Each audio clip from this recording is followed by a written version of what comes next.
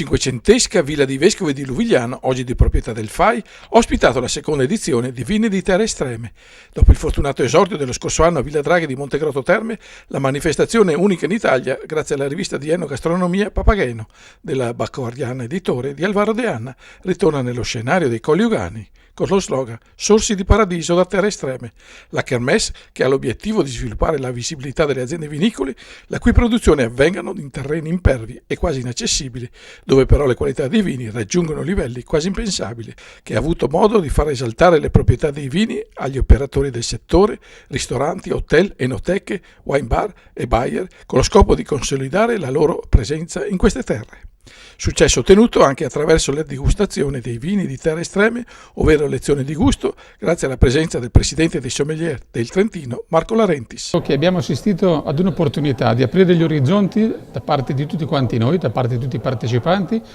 nel sapere affrontare delle esperienze, oggi vino santo del Trentino, in modo tale da poter aprire le nostre capacità, le nostre curiosità, le nostre emozioni che vengono a trasferirsi in gesti quotidiani, nell'andare a mangiare e bere.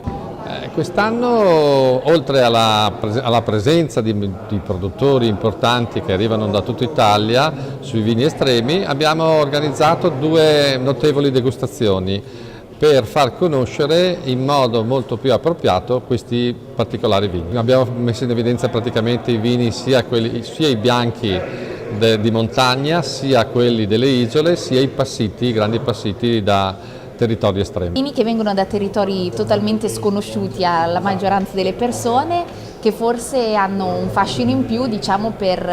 l'energia e la passione che ci mette chi lavora questi territori e che forse ritrovi anche nel bicchiere quando li assaggi, quindi c'è una bella storia da raccontare. I nostri vini sono prevalentemente aleatico, che vinifichiamo nella sua forma tradizionale, quindi passita, dolce, e in una forma un po' più innovativa e nuova che è rosata, secca, e un po' di vermentino. Il vino santo trentino è un prodotto importante per il territorio, per il nostro territorio, che è la Valle dei Laghi, la zona che va da Trento verso Riva del Garda. E ha fatto quella Nosiola, che è l'unico vitigno storico autoctono trentino messo da passire per 6 mesi sui gratici.